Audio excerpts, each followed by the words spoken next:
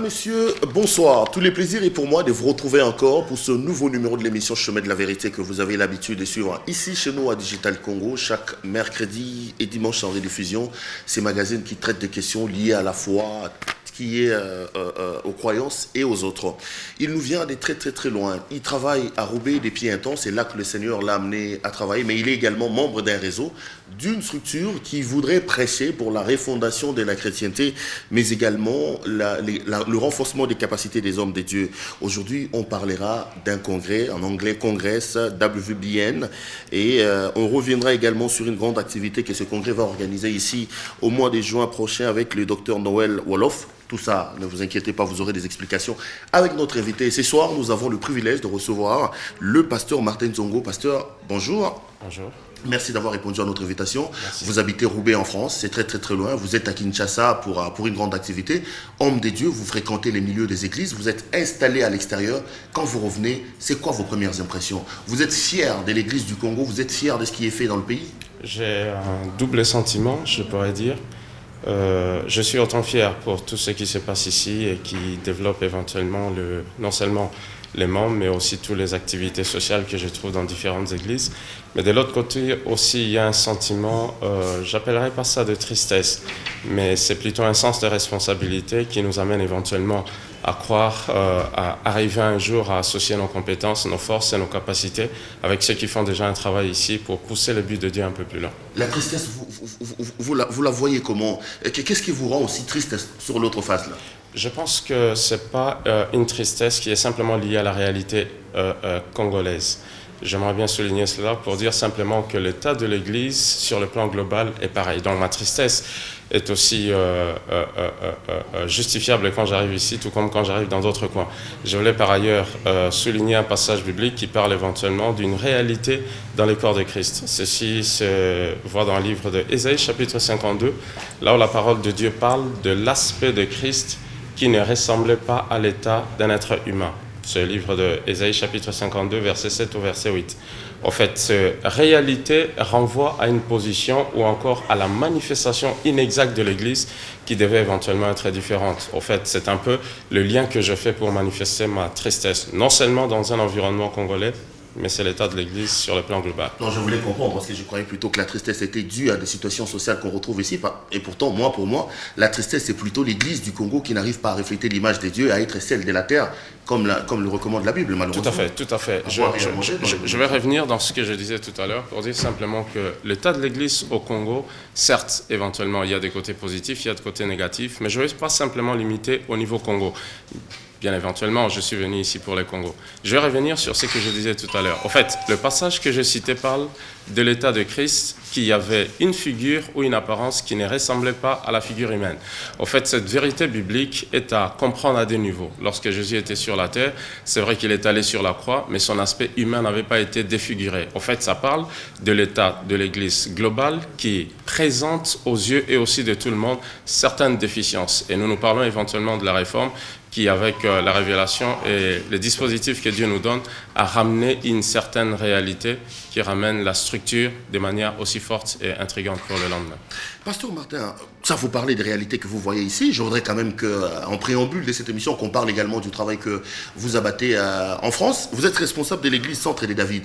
Centre des David, ça signifie quoi? Moi, j'ai toujours été curieux de savoir comment il vous arrive de donner le nom? Parce qu'ici, il y a les bras de Jésus, il y a l'œil du Seigneur, il y a armée de ceci. Centre de David, en clair, c'est quoi exactement?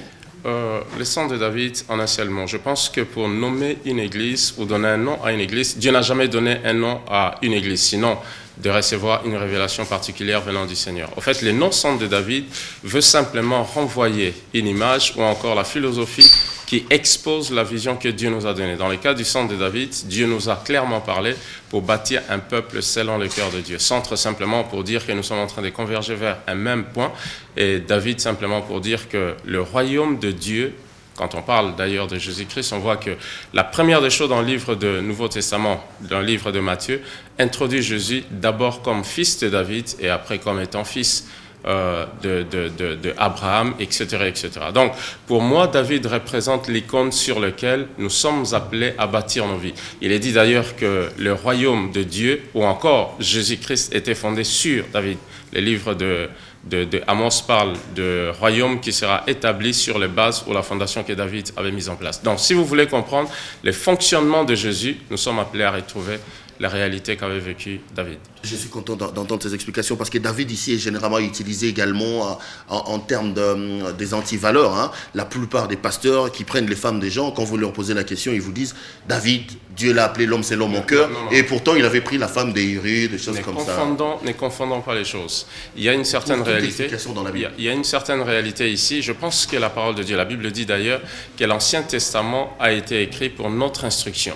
Quand nous regardons la vie de Salomon, il y a des choses que nous tirons de la vie de Salomon.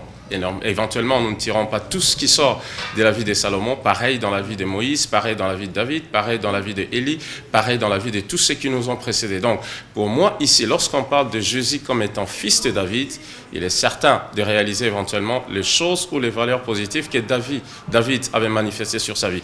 Jésus n'avait pas pris la femme d'autrui comme David l'avait pris des temps avant lui. On va refermer ce chapitre, mais je m'en voudrais quand même si je ne pose pas cette question. Vous qui œuvrez à l'extérieur, lorsqu'on émet des critiques comme vous, on dit de vous que vous travaillez dans les ghettos. Je vais donner un exemple. Ici au Congo, un Nigérian arrive, il fait une église de 4000 membres, ce sont les Congolais. Un Pakistanais arrive, il fait une église de 10 000 membres, ce sont les Congolais. Mais vous, les Congolais qui vont à l'extérieur, vos églises, par exemple, Centre de David, je ne sais pas, je n'ai jamais été là-bas, mais on ne retrouve que la communauté congolaise. Est-ce que c'est l'incapacité que vous avez à persuader les autochtones des pays que vous avez choisis comme seconde patrie? Qu'est-ce qui se passe exactement pour que nos églises, les églises dirigées par les Congolais, se retrouvent dans une sorte de ghetto communautaire? Je pense que, je ne sais pas quels sont les pays que vous avez visités, éventuellement quand vous allez dans différentes églises congolaises, la majorité sont congolaises. Mais j'ai un ami qui avait vécu pendant très longtemps dans le nord de l'Allemagne, en Allemagne. Je ne parle ni de la France, ni de la Belgique, ni de la Suisse ou quoi que ce soit, en Allemagne. Et cet homme a dirigé une église dans laquelle s'est retrouvé le maire de la ville où il a vécu. Précisément, c'était à Kiel. 99%, tenez bon, 0,9% étaient tous des Allemands.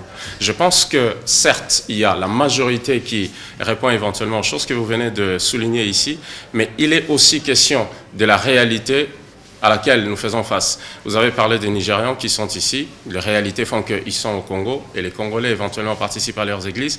Et si vous allez en Angleterre, je connais beaucoup d'hommes de Dieu qui viennent du Ghana, qui viennent de Nigeria, qui ont aussi des églises remplies de Nigériens. Donc, il est question de la foi. Vous irez facilement dans une église américaine ici au Congo, vous verrez plus ces Américains que les Congolais. Pareil, vous irez dans une église française, tout comme il y a des écoles françaises ici. Certes, il y a des hommes qui viennent, des élèves qui viennent de différents coins, mais je pense que c'est une situation qui est d'ordre spirituel. Je ne dis pas par là que nous devons nous fermer par rapport à tous ceux qui sont blancs, jaunes, etc., etc., mais c'est la réalité spirituelle. Et quand Dieu ne nous envoie que les âmes congolaises n'ont pas le droit de la mettre dehors. Donc pas, vous ne vous sentez pas petit par rapport à tout ça? Pas du tout. Parce que les gens disent, à quoi ça sert d'aller à l'extérieur pour ne prêcher que les Congolais? Il vaut mieux rester à Kinshasa. Une âme n'a pas de race. Pasteur Martin, merci beaucoup. Vous êtes aussi, au-delà du fait que vous êtes responsable de l'église Centre de David, vous êtes coordonnateur d'un grand réseau qui regroupe un certain nombre d'églises qu'on retrouve et à l'extérieur et ici en République démocratique du Congo. Vous êtes d'ailleurs ici dans le cadre de la préparation d'une grande activité que vous allez organiser. On va essentiellement parler de ça. Mais je voudrais quand même que vous plantiez un peu les décors par rapport à ces congrès. Votre structure s'appelle Congress WBN, si mon anglais ne me trahit pas. Congress WBN. Ça signifie quoi tout ça? Le congrès, le mot congrès renvoie au même mot que le mot centre. En fait, c'est une convergence. C'est un peuple qui se dirige vers une et une seule destination. Le sigle WBN est notre ancienne appellation entre 1993 jusqu'en 2004. En fait, nous avons écouté Dieu en 2004 et nous avons transité des WBN qui étaient uniquement un réseau composé de 2 églises pour devenir une structure globale, qui n'est pas simplement un réseau des églises, mais qui est un réseau qui est composé des 8 autres secteurs. C'est-à-dire les 8 autres secteurs ressemblent à un réseau en soi-même. Vous avez étendu donc les champs. Éventuellement, exactement. Donc le congrès WBN a été fondé en 1993 par le docteur Noël Oudrouf, qui est basé au Trinidad. Et depuis 2004, comme je le disais tout à l'heure, est devenu le congrès WBN. Et le congrès WBN qui opère dans plus de 95, si pas près des 102 pays aujourd'hui. Mais les objectifs, c'est quoi? Parce que bon, c'est bon, vous avez une église, mais à quoi ça sert d'aller adhérer à des structures comme le Congrès? Vous poursuivez quoi comme objectif? Nous poursuivons une seule chose, c'est-à-dire le développement des principes et des valeurs qui amèneront Christ à être manifeste sur la terre de manière que Dieu l'a toujours souhaité. C'est exactement ça. Mais pasteur, souffrez quand même qu'à chaque fois quand je pose des questions, que je revienne sur les réalités congolaises, parce que vous êtes au Congo. Ça ne me dérange pas du tout et je ne souffre pas. Il y en a plein les structures ici. Il y a Église des Réveils du Congo, il y a AMEC, du pasteur Mukuna, il y a NRC, de l'évêque Denis Lessi et d'autres. Des structures et des réseaux, c'est devenu pratiquement des sortes de syndicats pour se couvrir. Un peu comme les politiciens disent, l'Union africaine, quand vous y allez, au-delà de tous les travaux qu'ils font, mais on a l'impression que ce sont des syndicats qu'on crée pour se protéger par rapport à certaines valeurs et par rapport à certaines critiques. Est-ce que vous ne craignez pas qu'en adhérant à ce genre de situations comme le Congrès, que le même polémique ou les mêmes critiques vous collent également à la peau? Je ne pense pas. Je respecte tout celui, homme de Dieu, femme de Dieu, qui a reçu un mandat de la part de Dieu. Nous avons reçu un mandat et c'est pour cela que je suis venu ici.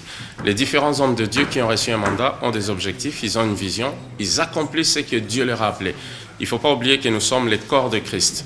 Et dans le corps de Christ, Dieu a disposé 5 dons spirituels, prophètes, évangélistes, pasteurs, docteurs, etc., etc. Et il n'y a aucune partie du corps de Christ qui soit moins importante que l'autre, ou encore moins sainte que l'autre. C'est-à-dire, dans ce qu'on appelle le corps de Christ, Dieu a suscité plusieurs hommes, plusieurs femmes, qui chacun dans son coin a reçu une part de révélation de la part de Dieu et qui cherchent éventuellement à accomplir la mission que Dieu lui a donnée. Et au final, nous tous, nous sommes en train de travailler pour le corps de Christ. Je dirais par exemple, nous avons plusieurs types de voitures. Vous avez Ford, vous avez Chevrolet, vous avez Renault, vous avez Peugeot, etc., etc.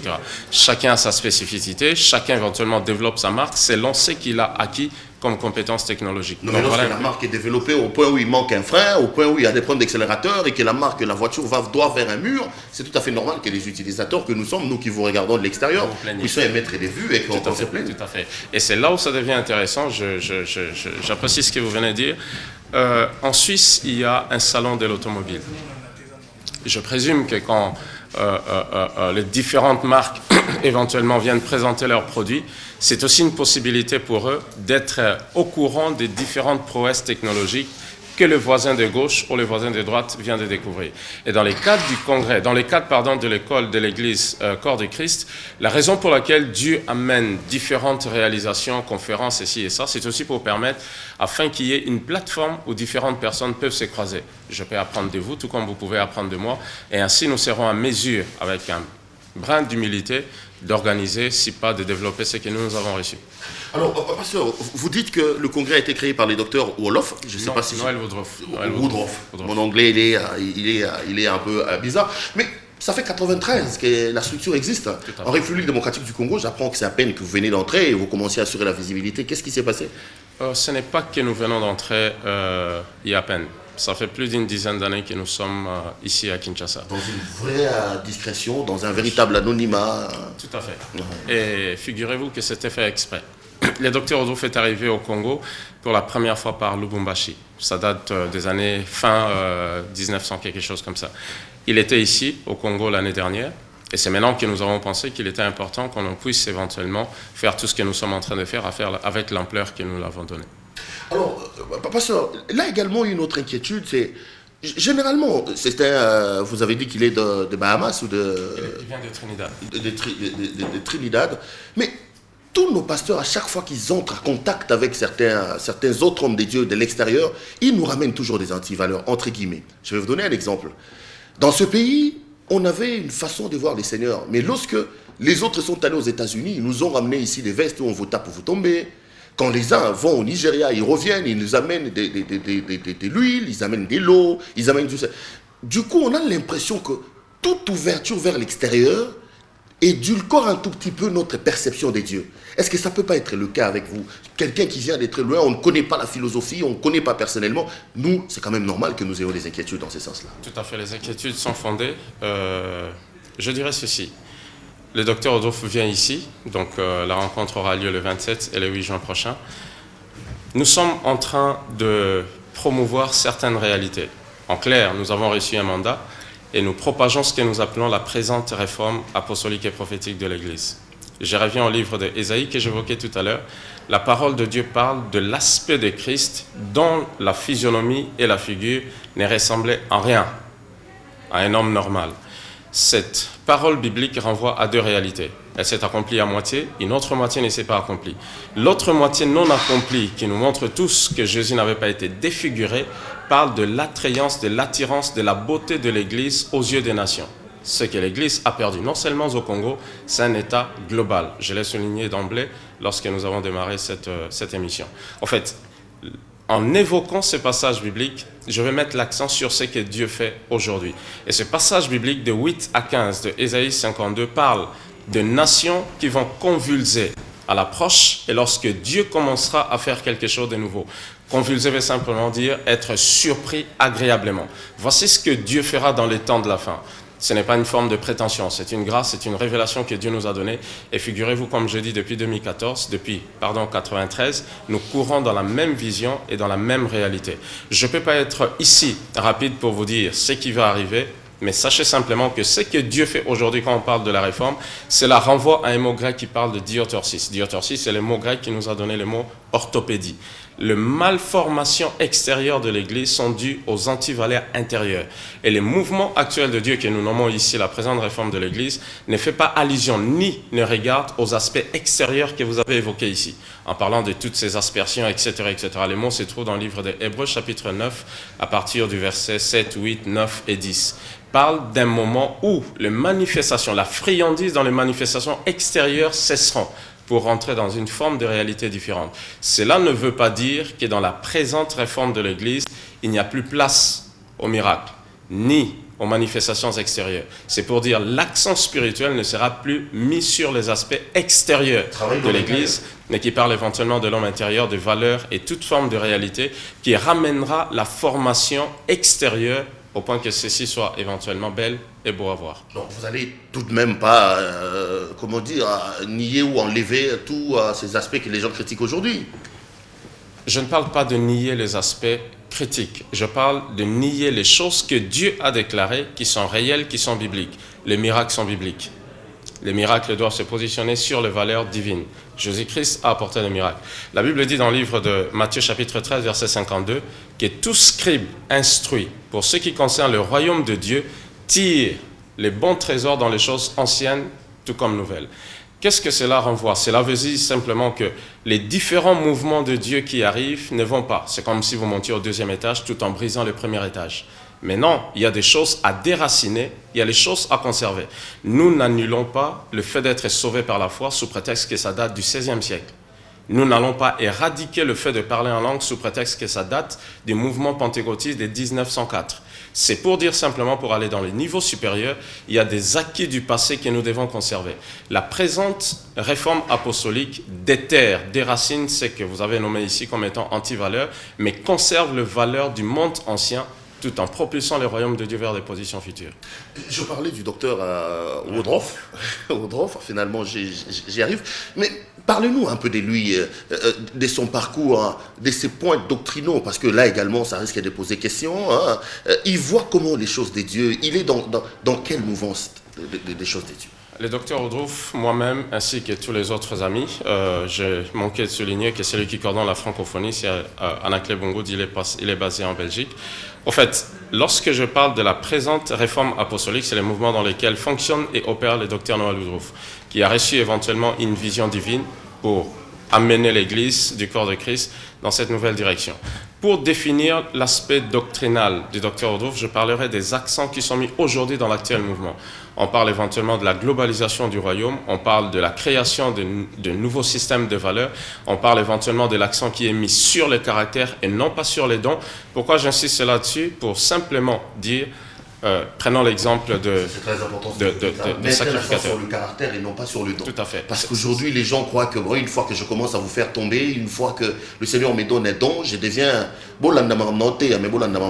c'est d'ailleurs l'expression. Justement, je vais mettre ça dans les contextes.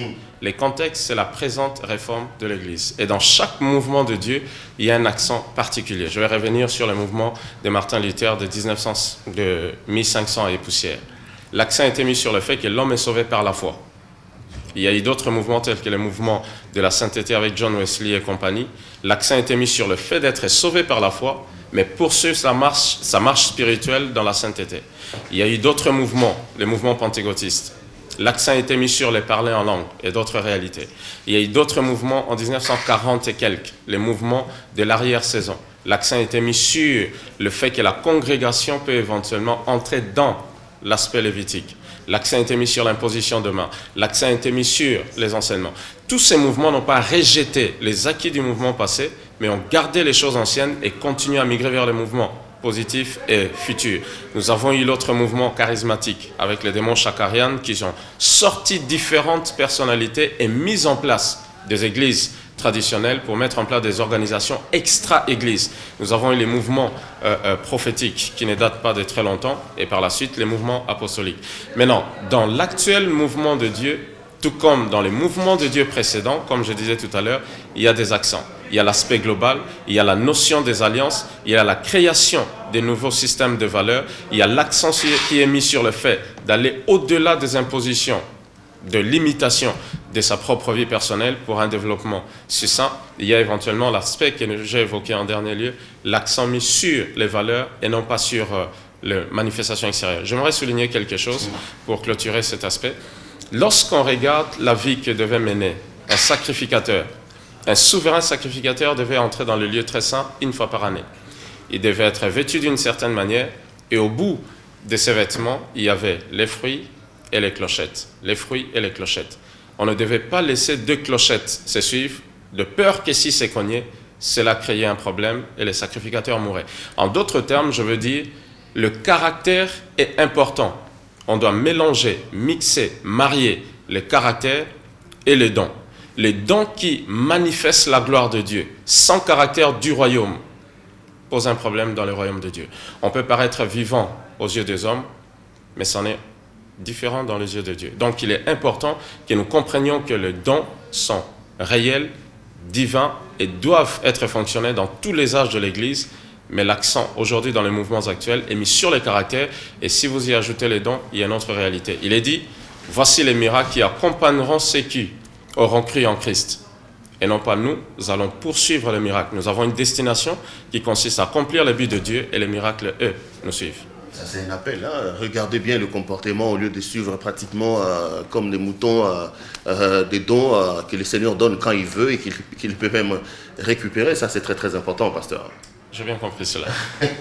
C'était un appel qu'on a lancé à nos téléspectateurs. Je rappelle que ce soir, nous avons comme invité, messieurs, le pasteur Martin Zongo. Il est coordonnateur du congrès WBN. C'est une large structure qui regroupe un certain nombre d'églises dans le monde. Et il vient ici à Kinshasa pour parler justement de cette structure et d'une grande conférence qu'ils vont organiser. La conférence aura lieu au mois de juin, du 27 au 28. On va d'ailleurs parler également de ça. Alors, pasteur, qui est censé être membre du congrès? Qu'est-ce qu'il faut faire pour finalement adhérer à ça? Est-ce qu'il y a des critériums? Est-ce qu'il y a des raisons particulières ou un processus finalement à suivre pour adhérer à votre structure? La première des choses qui nous unit, c'est de reconnaître, pas reconnaître en signant un formulaire quelconque, c'est de comprendre, réaliser que Dieu est en train de faire quelque chose et que le même sentiment, la même réalité, la même raison sont le seul et unique chose qui éventuellement vous attire à converger vers. Il y a quelque chose dans les congrès qu'on appelle le One Year Assessment, c'est-à-dire un an d'évaluation. Si un homme, une personne éventuellement aimerait faire partie du congrès, il faut dire que le congrès n'est pas seulement un organisme qui traite avec les églises. Je disais tout à l'heure que le congrès est divisé en 8 secteurs. Et parmi ces secteurs, il y a le secteur d'éducation, il y a un secteur prophétique, il y a un secteur pour les affaires, il y a un secteur éventuellement qui s'occupe de tout ce qui est biblique, il y a un secteur pour les églises. Donc, quiconque aimerait converger vers ce qu'on appelle le congrès, elle est bienvenue. Ça peut être un opérateur économique, ça peut être un homme d'affaires, ça peut être un homme d'église, pas seulement un pasteur. Au fait, dans les congrès, il y a un secteur qu'on appelle le KCN. C'est justement ce secteur-là qui s'occupe de tout ce qui est église. C'est donc dans le cadre du développement du KCN que cette rencontre est en train d'être préparée. Je venais de Abidjan le week-end passé avec le docteur Audrouf. Nous avons eu des réunions pour les pasteurs et les dimanches, nous avons eu une réunion pour simplement les hommes d'affaires, les hommes politiques. Il y avait éventuellement le Premier ministre, il y avait des ambassadeurs de différents pays, il y avait des hommes d'affaires, etc., etc. Donc, c'est pour dire que les congrès, en fait, est une institution que Dieu a établi pour répondre à l'appel de Dieu. Et l'appel en question, c'est ce qui est écrit dans le livre de Matthieu chapitre 28, où Dieu est en train de dire « Allez dans toutes les nations et faites des nations le disciple ». Et le mot « nation » ici n'est pas lié à un état physique, à un gouvernement. Nous définissons, la définition que nous mettons sur le mot « nation », ce sont les institutions, parce que le monde économique est une nation, le monde politique est une nation, le monde médical est une nation, le monde des églises est une nation. Bien que nous comprenons ici, le mot nation ne se lie pas, ne renvoie pas forcément à un territoire physique. L'Église est une nation et pourtant ils n'ont pas une terre à elle. Donc, c'est pour dire que le Congrès répond à un objectif. Il répond au mandat de Dieu qui nous envoie pour baptiser les nations. Et les mots baptiser aussi retient notre attention parce qu'il est question de remplir les différentes nations de la philosophie biblique et divine telle que décrite dans le livre d'Ésaïe chapitre 2. J'attendais ça parce que je me disais, bon, on risque de se retrouver dans une sorte de conglomérat où tout le monde peut venir. Quand vous parlez des hommes d'affaires, je peux ne pas être chrétien, je suis occultiste, parce que bon, entre guillemets, chez nous, ici, on sent beaucoup la montée de ces genres de situations. Vous habitez en France, il y a d'ailleurs chez vous également, il semble que les diables logent là-bas avec le mariage pour tous et tous ces genres de... Diable loge là-bas, je ne suis pas très convaincu, mais je sais que les ténèbres grossissent.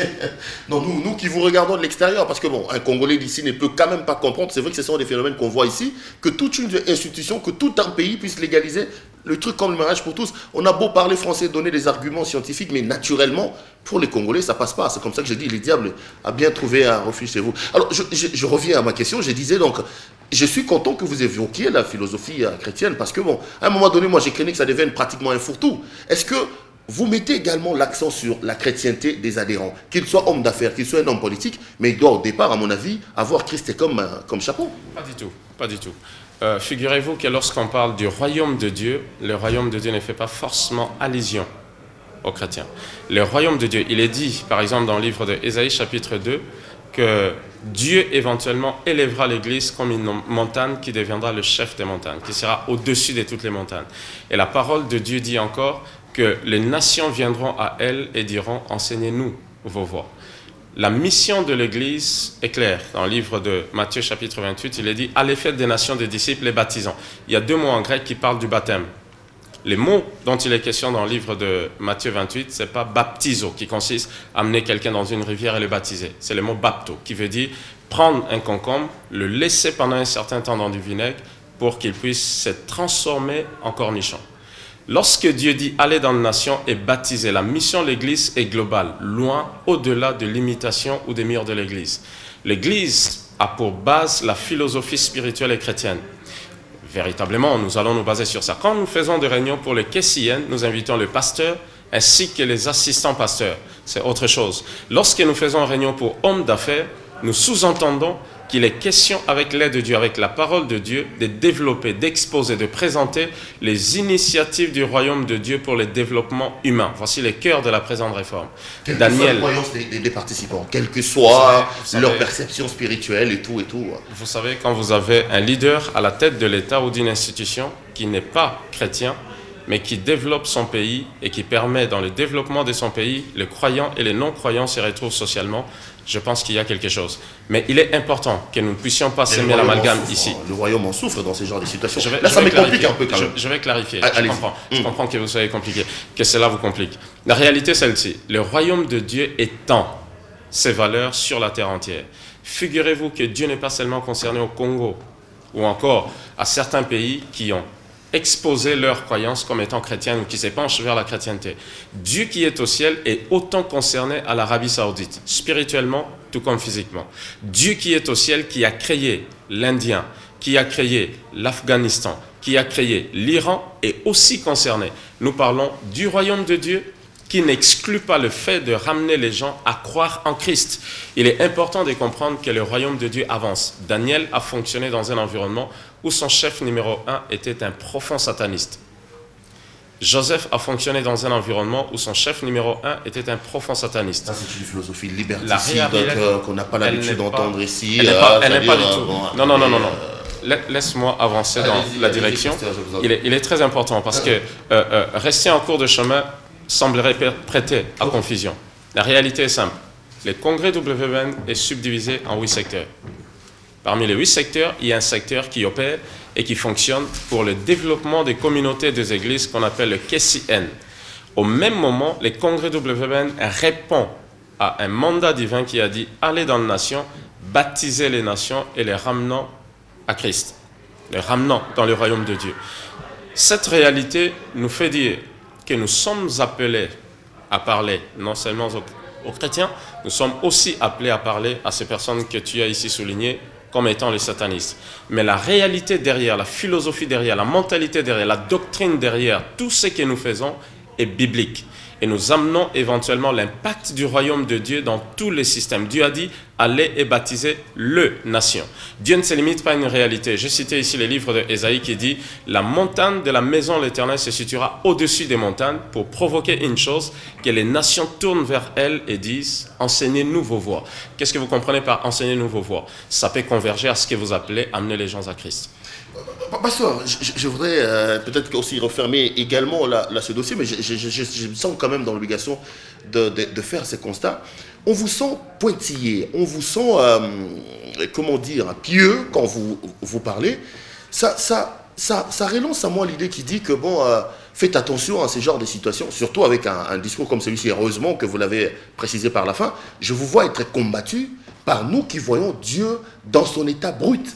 C'est-à-dire la conception de Dieu dans ce pays est loin de ces genres de valeurs où les gens doivent s'étendre. Nous avons un Dieu exclusiviste et les autres sont dans l'autre côté, ils sont des diables. Mais je vous sens plutôt du genre bling-bling, un Dieu modernisé, un Dieu iPad qui comprendrait même certains occultistes et certaines personnes. Je dirais oui et non. Il y a deux réalités ici que je voulais éventuellement clarifier. D'une part, j'ai évoqué la présente réforme apostolique et prophétique. Et chaque mot a sa signification.